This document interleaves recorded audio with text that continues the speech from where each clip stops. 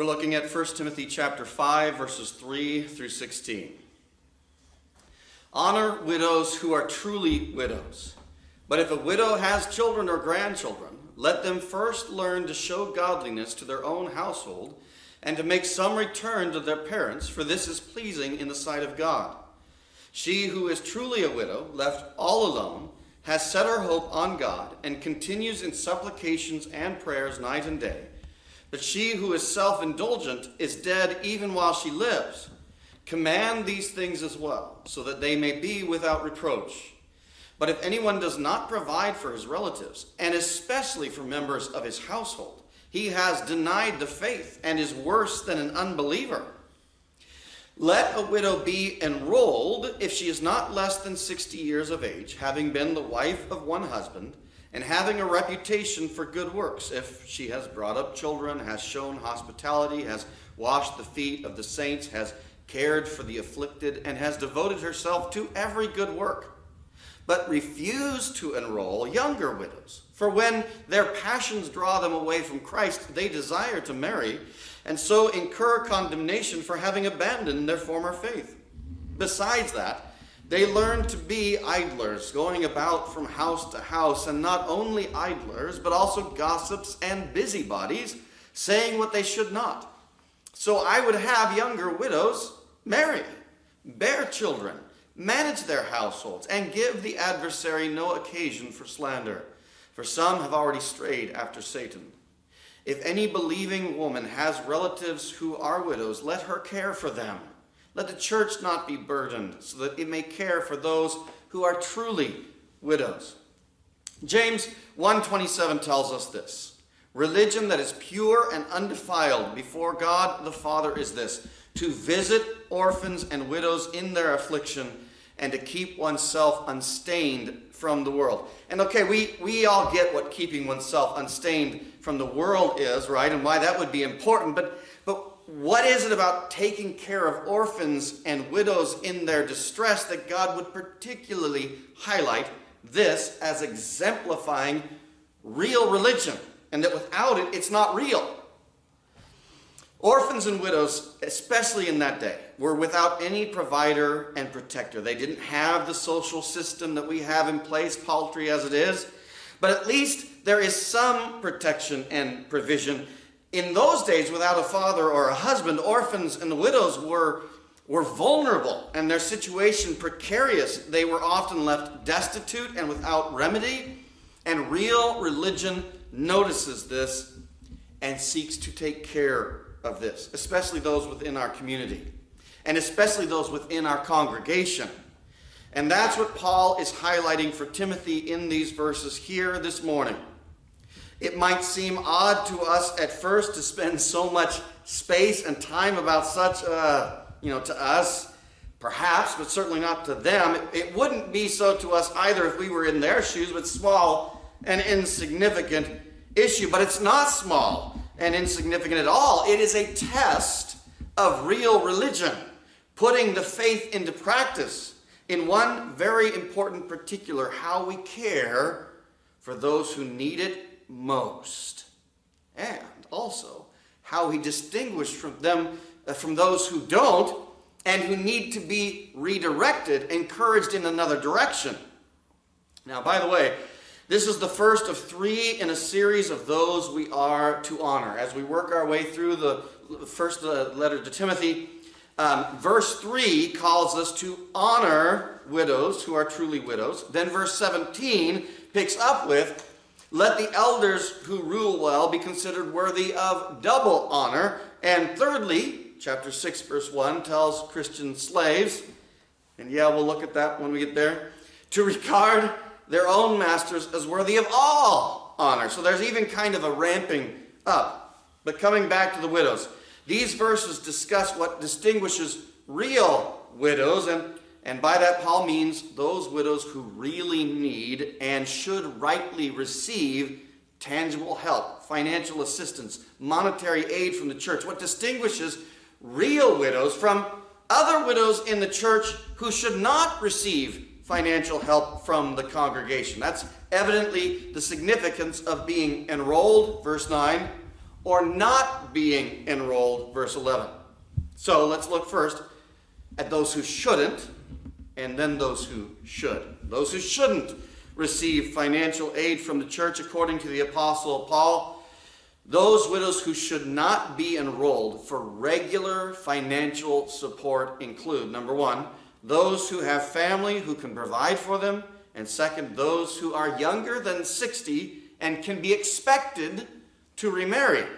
Okay, so number one, those who have family who can provide for them. This is part of the frame as well, because verse 4 explicitly says, "But if a widow has children or grandchildren, let them first learn to show godliness to their own household and to make some return to their parents, for this is pleasing in the sight of God." And then it's picked up again at the close, verse 16, "If any believing woman has relatives who are widows, let her care for them. Let the church not be burdened." And that's underscored in the middle by what Paul says in verses 7 and 8. Verse 7 says, "Command these things as well, so that they may be without reproach." And by that he means what we've just been talking about, as he makes it abundantly clear in what directly follows, verse 8.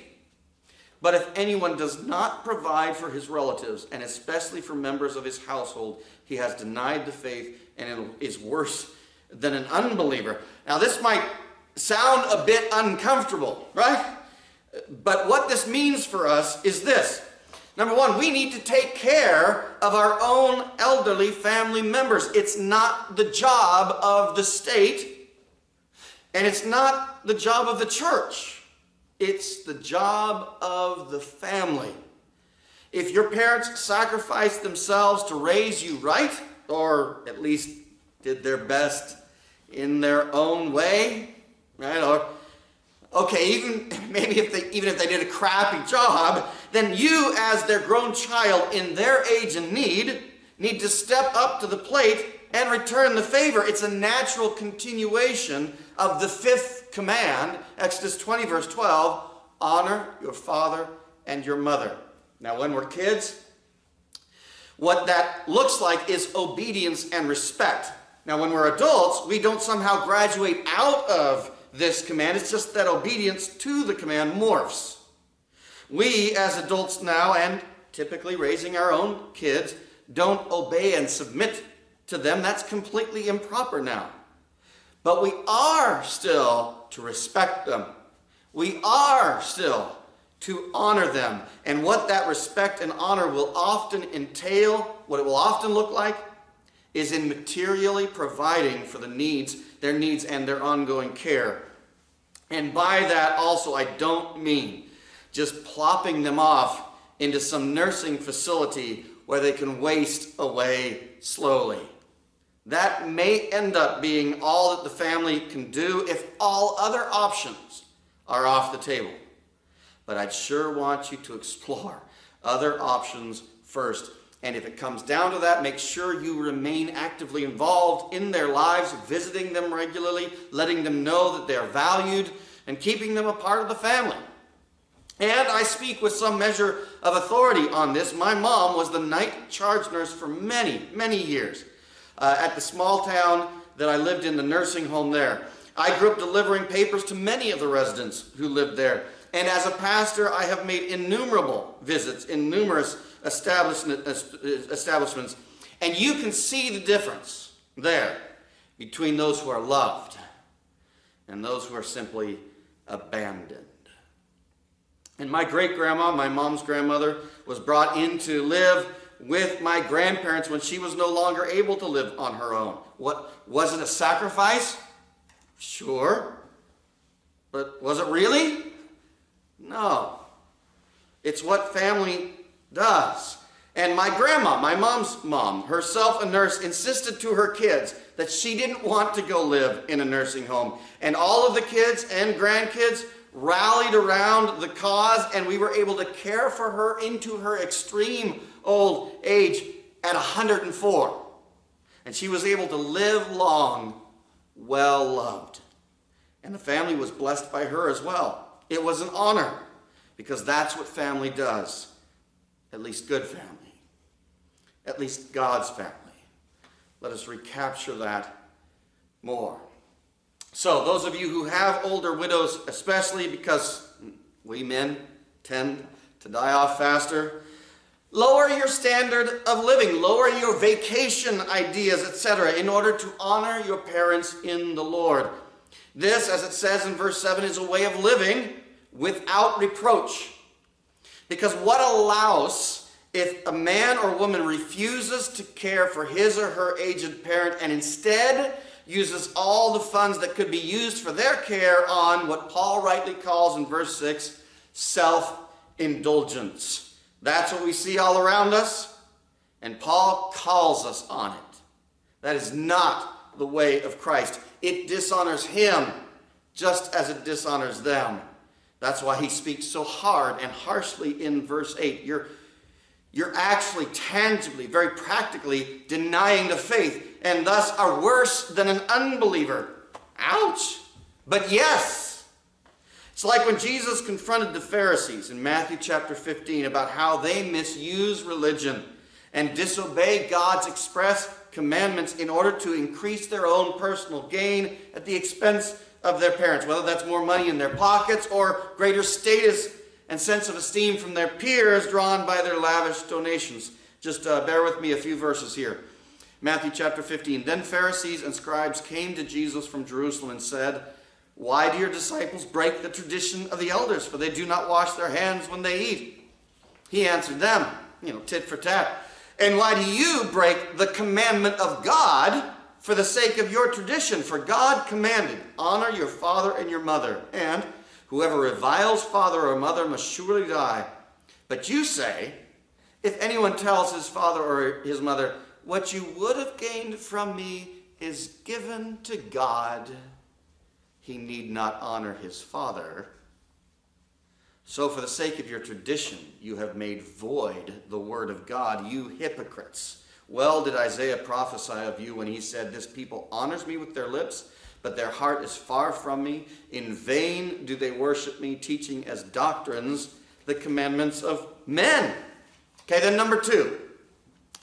Of those widows who should not receive ongoing financial aid from the church. It's those who are younger than 60 and can be expected to remarry. Oh, and those who are self-indulgent. Right? Paul mentions the self-indulgent in verse 6. It says there, but she who is self-indulgent is dead even while she lives. Okay, the self-indulgent, as the description broadcasts, lives for herself, is focused on herself. She has no real concern for God or for others. That's the contrast that's given as it continues the sequence and the sentence that was begun in verse 5. The church should never be in the business of affirming and supporting continuing bad behavior. So there are some lines that need to be drawn. A person is and should be free to make whatever choices they want to make about their own lives, provided they aren't actively causing or unnecessarily causing harm to others. If you want to live a completely self-absorbed, self-indulgent life, you're perfectly free to do so. But the church will not be party to that. The church must not enable that. The church must not fund sin, simply put. We are called to love sinners, yes. Reach out to sinners, offer life and hope and healing and peace. And yes, physical aid wherever appropriate. Absolutely, to sinners. But we cannot become partners with sin, with bankrolling sin. And that's what it would mean if we enrolled widows whose sole focus was on their own self-gratification. But the majority of his discussion is regarding those who are young enough to remarry and have families of their own. That's what they should be strongly encouraged to do. Find a good husband and start raising kids. If you're a younger widow, don't make a rash vow of devotion to the work of the Lord, entailing an ongoing financial commitment from the church, when chances are you're not going to be able to keep your part of the bargain. It's not being backward, and it's not being cold. It's facing reality and embracing how God designed us. He made us, Genesis 1 verses 27 and 28. He made us male and female from the very beginning, and called us to be fruitful and multiply.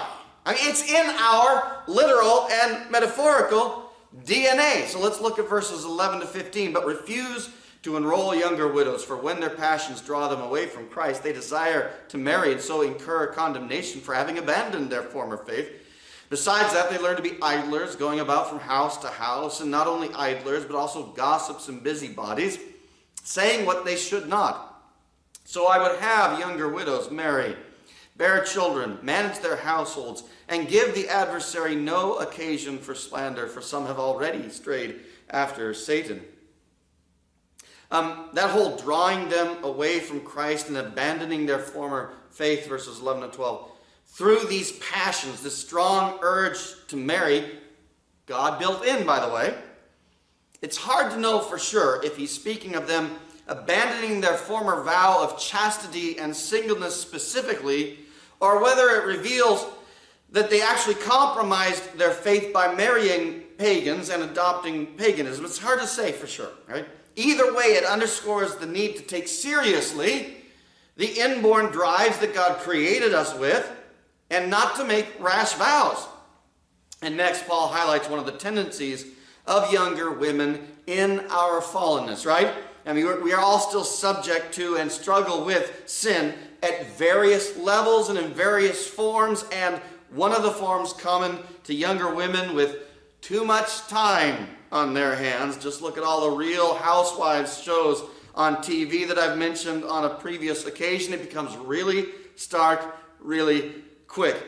It's that of becoming idlers, gossips, and busybodies, verse 13. What he calls straying after Satan in verse 15. Now, I know it's not PC, politically correct to say, but God isn't PC. He deals with reality and he speaks into reality, and we need to face and embrace that reality, recognize our own penchants towards sinfulness, and turn from them and to what the Lord would have us to do, and not what the Lord would have younger widows to do, frankly, is, verse 14, marry, bear children, manage their households, and give the adversary no occasion for slander. Young women, this isn't repression. This is exaltation.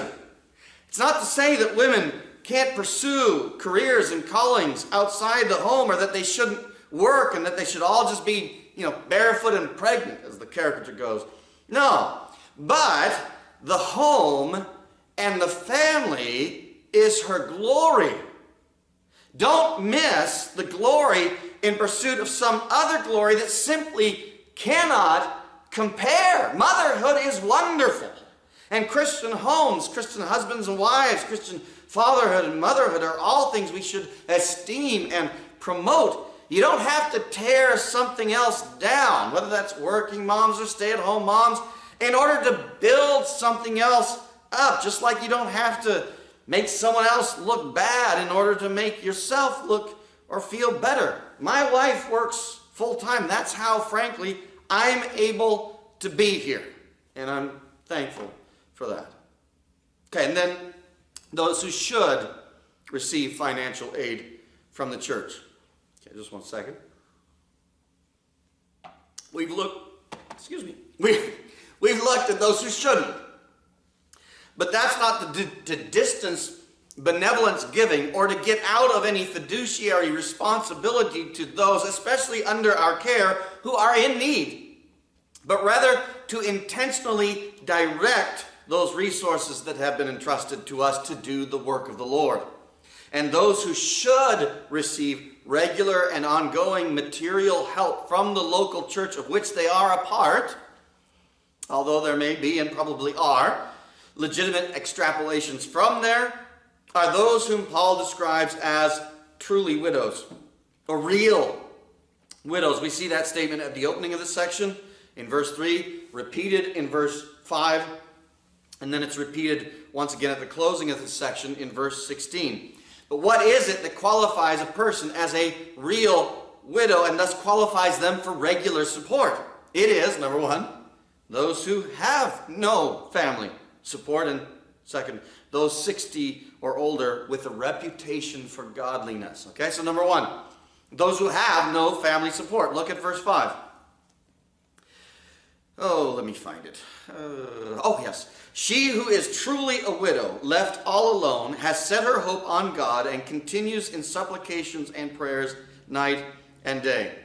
So in contrast to the other widows discussed, the real widow is the one who's all alone and has no hope for sustaining in this life except in God and God alone. Again, these are the days before Social Security and Medicare, Medicaid, before any social safety nets. And so the issues were even more acute and pronounced then, even though we still need to be attentive to any possible correlations now.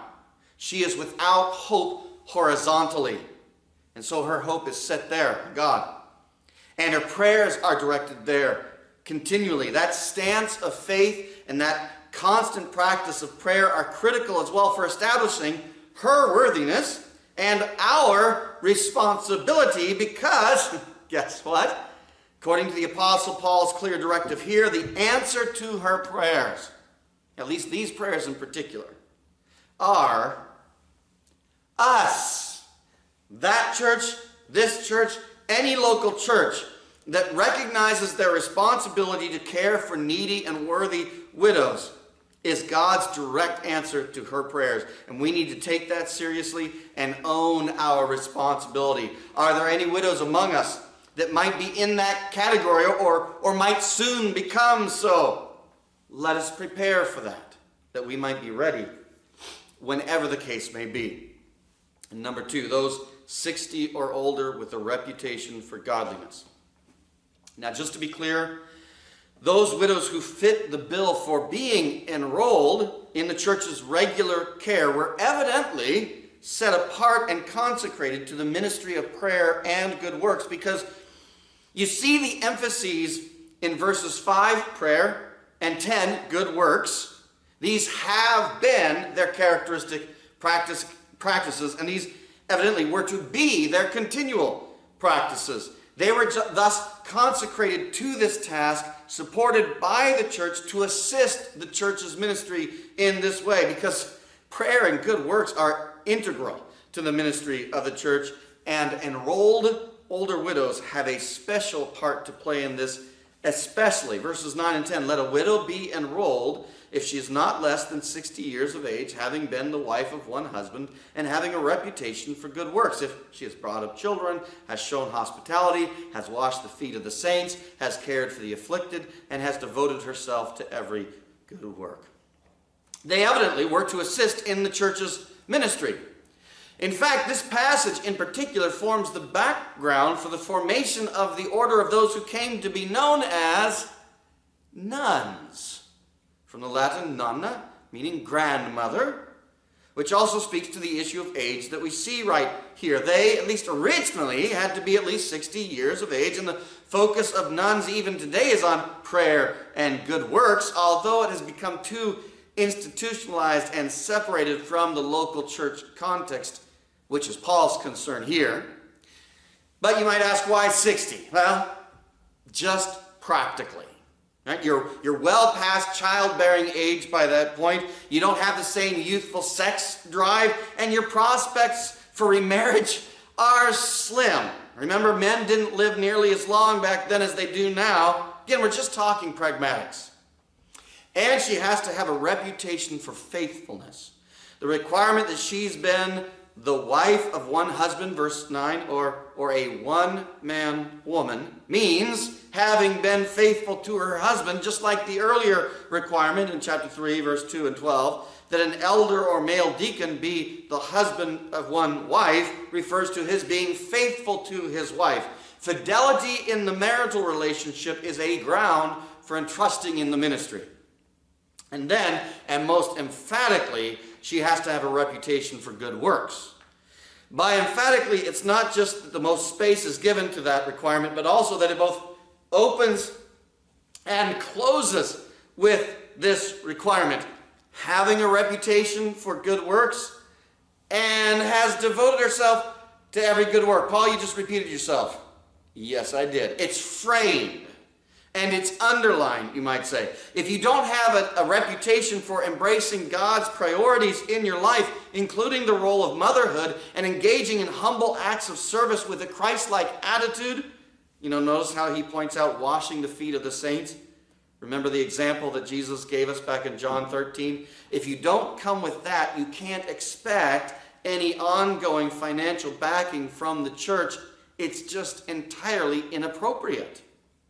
You can't spend your life sitting on your butt, watching TV all day, or on the phone or social media all day, or pursuing selfishness and self-advancement, and then expect that somehow honors Christ and that you should thus be equally honored as anyone else. That's simply an entitlement thinking, and is not how the Lord prioritizes and apportions things. Rather, it's like the women who accompanied Jesus, Luke 8, 1-3, ministering to him out of their own means. Or like Dorcas, a name that sounds dorky to us, but it's actually a beautiful and graceful name, means gazelle, in Acts chapter 9. And I want to read a few verses there, beginning at verse 36. It says this: Now there was in Joppa a disciple named Tabitha, which translated means Dorcas. She was full of good works and acts of charity. In those days she became ill and died, and when they had washed her, they laid her in an upper room, since Lydda was near Joppa. The disciples, hearing that Peter was there, sent 2 men to him, urging him, Please come to us without delay. So Peter rose and went with them. And when he arrived, they took him to the upper room. All the widows stood beside him, weeping and showing tunics and other garments that Dorcas made while she was with them. But Peter put them all outside and knelt down and prayed, and turning to the body, he said, Tabitha, arise. And she opened her eyes, and when she saw Peter, she sat up, and he gave her his hand and raised her up. Then calling the saints and widows, he presented her alive, and it became known throughout all Joppa, and many believed in the Lord. These women the Lord loves to honor, because they are first honoring him.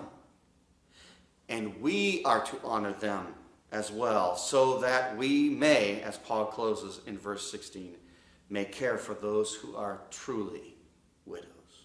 Okay, so what does this all mean for us? Several things. Remember how James described it? James 1:27, real religion means and includes caring for orphans and widows in their distress. So we've got to take that to heart if we're going to beat after God's heart. Defender of widows, the psalmist writes, Psalm 68, verse 5, and it's what James is distinctly picking up in his words we just referenced once again. Quote, Father of the fatherless and protector of widows is God in his holy habitation, unquote. We need to be concerned about them because he is concerned about them. There is a special place in his heart for those in the most desperate need, and that place needs to find its place in our hearts as well. So, how can we seek to move forward in this? Okay, well, first, be ready to give aid, right? And that readiness is both readiness in heart and readiness in collected funds. There needs to be funds set aside in the church's care for the care of those who are really in need, and prioritizing those really in need within our own body. But also, in moving into extrapolation number 2, be open to meeting the genuine needs of those among us and around us in our communities without descending into an unhelpful enabling of continuing bad behavior. Now that takes great wisdom, yes. And deacons especially are tasked with leading in this, though we all should be attuned to it. But let us seek the Lord for that wisdom. Because as James also reminds us, James 1 verse 5, if any of you lacks wisdom, let him ask God, who gives generously to all without reproach, and it will be given him. You want a prayer that God promises to answer? Start with wisdom and then walk in that wisdom. As we do seek to do that, hear the blessing of God that resides on your life. May the Lord bless you and keep you. May the Lord make his face to shine upon you and be gracious to you. May the Lord lift up his countenance upon you and give you peace. Amen.